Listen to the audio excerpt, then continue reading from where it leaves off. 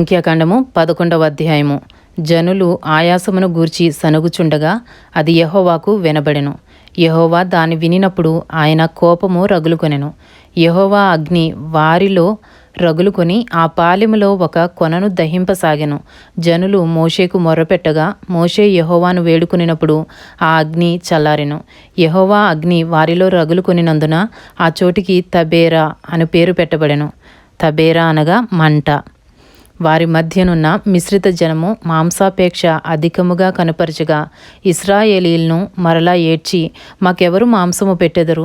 ఐగుప్తులో మేము ఉచితముగా తినిన చేపలను, కీరకాయలను, దోసకాయలను, కూరాకులను, ఉల్లిపాయలను, తెల్లగడ్డలను జ్ఞాపకమునకు వచ్చుచున్నవి. ఇప్పుడు మా ప్రాణము సొమ్మసిల్లెను. ఈ మన్నా కాక మా కన్నుల ఎదుట మరేమియూ లేదని చెప్పుకొనిరి. ఆ మన్నా కొత్తిమీర గింజల వలె ఉండెను. చూపునకు అది బోలము వలె ఉండెను.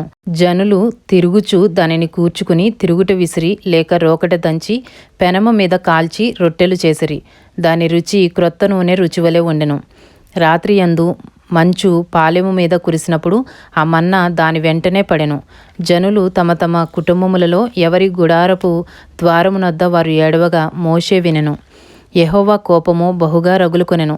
వారు ఏడ్చుట మోషే దృష్టికిని చెడ్డదిగా ఉండెను. కాగా మోషే యెహోవాతో ఇట్లనెను, నీవేళ నీ సేవకుని బాధించితివి, నా మీద నీ కటాక్షము రానీయక ఈ జనులందరి భారమును నా మీద పెట్టనేలా? నేనే ఈ సర్వజనమును గర్భమున ధరించితినా? నేనే వీరిని కంటినా? పాలిచ్చి పెంచుడు తండ్రి పసిపిల్లను మోయినట్లు నేను వీరి తండ్రులకు ప్రమాణపూర్వకముగా ఇచ్చిన దేశమునకు వీరిని నీ రొమ్మున ఎత్తుకొని పొమ్మని నాతో చెప్పుచున్నావు. ఈ సమస్త ప్రజలకు ఇచ్చుటకు మాంసము నాకెక్కడిది? వారు నన్ను చూచి ఏడ్చుచు తినుటకు మాకు మాంసమేమని అడుగుచున్నారు. ఈ సమస్త ప్రజలను ఒంటిగా మోయ నా వలన కాదు, అది నేను భరింపలేని భారము. నీవు నాకిట్లు చేయదలిచిన ఎడల నన్ను చంపుము. నా మీద నీ కటాక్షము వచ్చిన ఎడల నేను నా బాధను చూడకుండునట్లు నన్ను చంపుము. అప్పుడు యెహోవా మోషేతో ఇట్లనెను, జనులకు పెద్దలనియు అధిపతులనియు నీవెరిగిన ఇశ్రాయేలీల పెద్దలలో నుండి 70 మంది మనుషులను నా యొద్దకు పోగుచేసి ప్రత్యక్షపు గుడారమునకు వారిని తోడుకొని రమ్ము. అక్కడ వారు నీతో కూడా నిలువబడవలెను. నేను దిగి అక్కడ నీతో మాట్లాడేదను, మరియు నీ మీద వచ్చిన ఆత్మలో పాలు వారి మీద ఉంచెదను. ఈ జనుల భారమును నీవు ఒంటిగా మోయకున్నట్లు వారు దానిలో ఒక పాలు నీతో కూడా భరింపవలెను. నీవు జనులను చూచి ఇట్లనము, మిమ్మును మీరు రేపటికి పరిశుద్ధపరచుకునుడి, మీరు మాంసము తిందురు. యెహోవా వినునట్లు ఏడ్చి, మాకు ఎవరు మాంసము పెట్టుదురు? ఐగుప్తులో మాకు బాగుగానే జరిగినదని మీరు చెప్పుకొంటిరి గనుక యెహోవా మీకు మాంసమిచ్చును, మీరు తిందురు. 1 దినము కాదు, 2 దినములు కాదు, 5 దినములు కాదు, 10 దినములు కాదు, 20 దినములు కాదు, 1 నెల దినముల వరకు, అనగా అది మీ నాసికా రంధ్రములలో నుండి వచ్చి మీకు అసహ్యము పుట్టు వరకు దానిని తిందురు. ఏలయనగా మీరు మీ మధ్యనున్న యెహోవాను నిర్లక్ష్యము చేసి ఆయన సన్నిధిని ఏడ్చి ఐగుప్తుల నుండి ఎందుకు వచ్చితమనుకుంటిరి? అందుకు మోషే, నేను ఈ జనుల మధ్య ఉన్నాను, వారు 6 లక్షల పాదాచారులు, వారు నెల దినములు తినుటకు వారికి మాంసమిచ్చెదనని చెప్పితివి. వారు తృప్తిగా తినునట్లు వారి నిమిత్తము గొర్రెలను పశువులను చంపవలెనా? వారు తృప్తిగా తినట్లు సముద్రపు చేపలన్నీ వారి నిమిత్తము కూర్చవలెనా అనెను. అందుకు యెహోవా మోషేతో ఇట్లనెను, యెహోవా బాహుబలము తక్కువైనదా? నా మాట నీ ఎడల నెరవేరునో లేదో ఇప్పుడు చూచెదవు.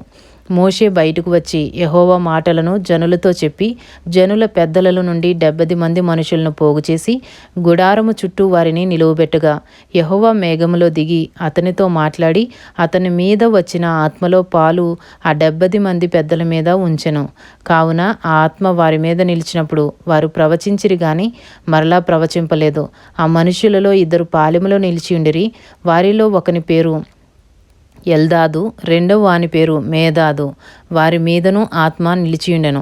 వారు వ్రాయబడిన వారిలోనూ ఉండియు వారు గుడారమునకు వెళ్ళక తమ పాలెములోనే ప్రవచించిరి.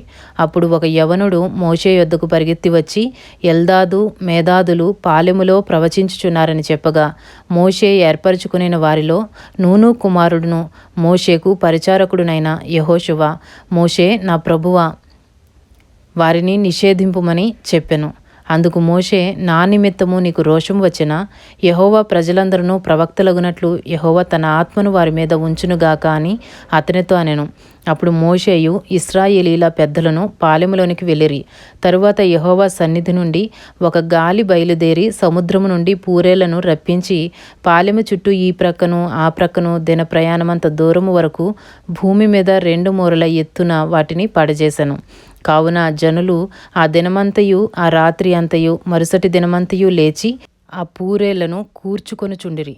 తక్కువ కూర్చుకొనిన వాడు 100 తూములను కూర్చుకొనెను. తరువాత వారు తమ కొరకు పాలెము చుట్టూ వాటిని పరచిరి.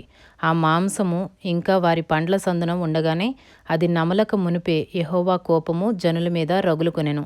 యెహోవా తెగులు చేత వారిని బహుగా బాధించెను.